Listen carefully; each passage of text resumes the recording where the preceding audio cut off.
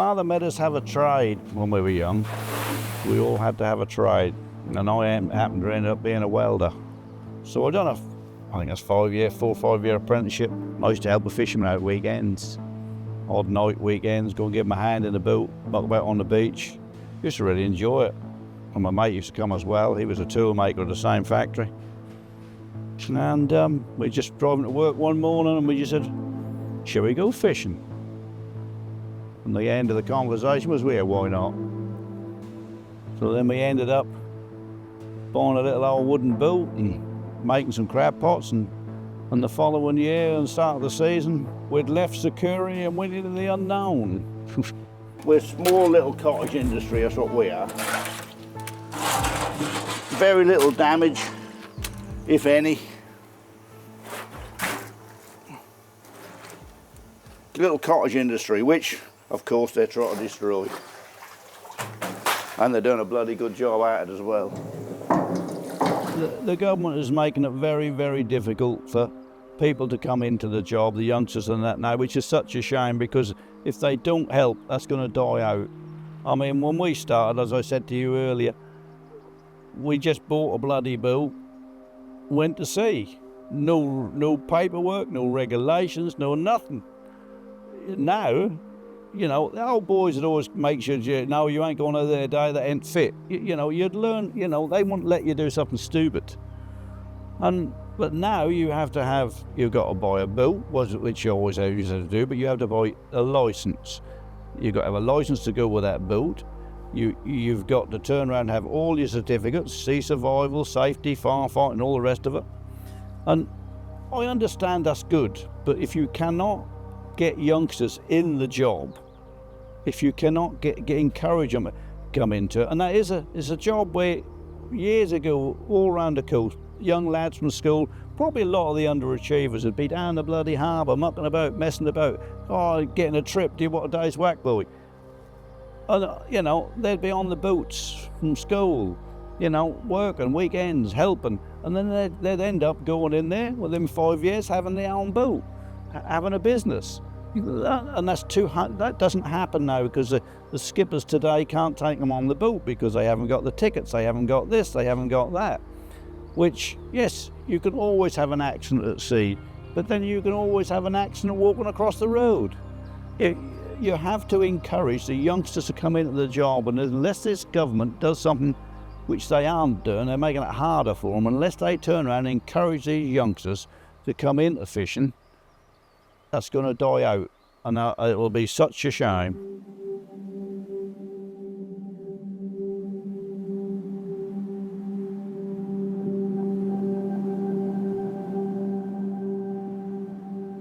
We need to keep the fishery alive, you know. That's what we've got to do in life, we've got to keep it alive. All the old boys helped us when we started, and that pushes it on. It's hard to describe what it is. Once you like going out there, you enjoy it. It's not so much a job as it's just enjoyable to be there sometimes. Don't get me wrong, when it's blowing a bloody half a gale and you got water run down the crack of your ass, you know, you've been better places, but that's still, you know, you're alive, you know. That's the way to live.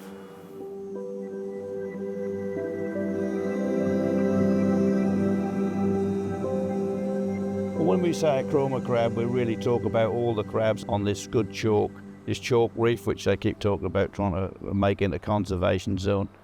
That wouldn't even be there if it wasn't for the fishermen. That would be trawled out of existence.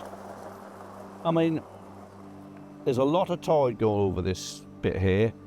That chalk, there's a calcium in the shells. There is a remarkable piece of ground what they come off. I mean, the quality of the crab's unbelievable. I mean, the sweet, the taste, the brown meat in them. You go anywhere in the country and see if you can find a crab with as much brown meat as they have. White meat is beautiful too. They are, I mean, they're renowned for being famous. People come to Cromer for a Cromer crab. People come on holiday for a Cromer crab. You know, they hear about them and they come to Cromer. Now we're going to put the meat in the shells.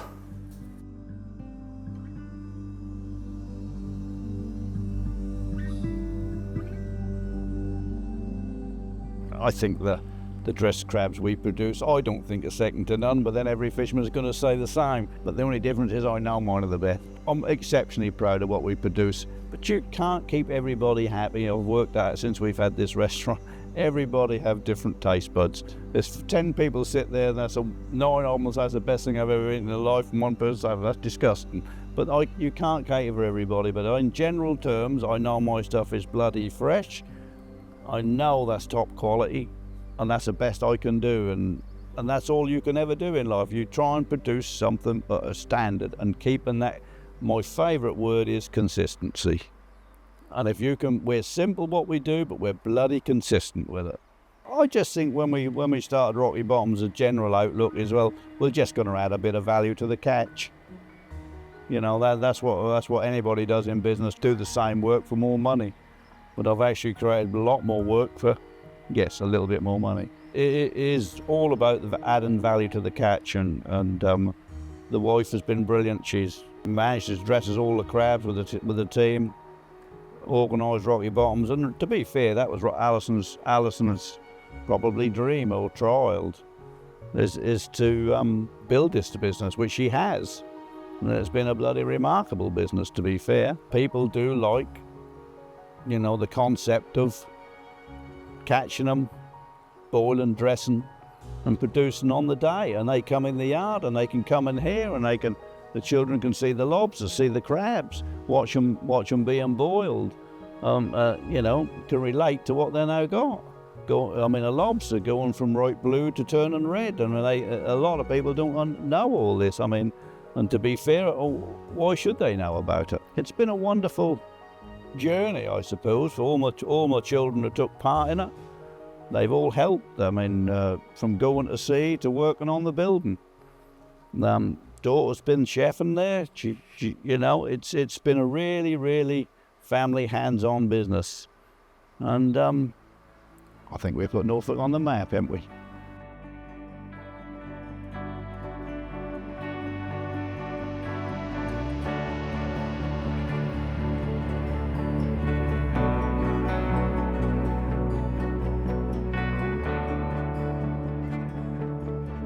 To be fair, this is about the last place left now. There's one boat at Runton, one boat at Sheringham, 2 at East Runton.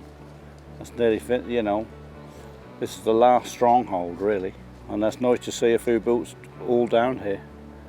You know, because if you get in a muddle, if you're on a beach on your own, you're tracked to play up, or you break down and need a hand to get up, you've got no help, have you? But here, everyone will jump in because that could be them next time to get your hand. And that's what it's all about. You know, you don't want no one else fishing there when you're fishing, but you put up with it because you're all in the same boat, theoretically, if you know what I mean.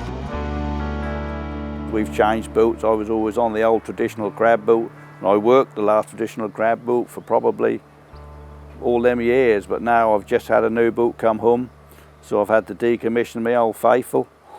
And I'm now going in a sardine tin, an aluminium cat. But to be fair, she's nice and stable in a bit of weather, so I don't think she ain't got quite the lines of an old crab boat. Now you know what I mean by a sardine tin. Adam was been to sea with me. He lives in Australia now, surfing crazy, but he had a couple of seasons at sea till he emigrated. And now Winston's now jumped in his shoes, and I took him for a while, and now he's got his own boat as well, and he cruises with me when I go. So I'm very lucky, and they're coming to it. I mean, he keeps asking me what to do and where to go, and I do tell him a little bits I know, but he's just doing well. He's learning.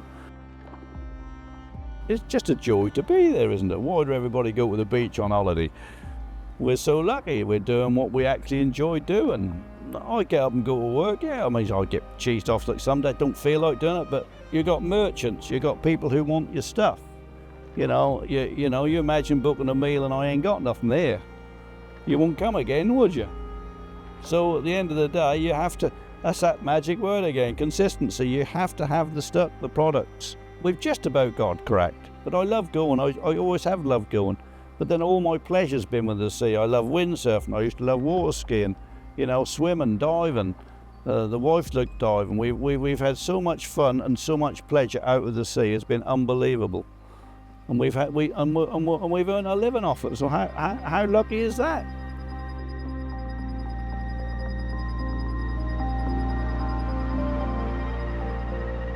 That's in, look.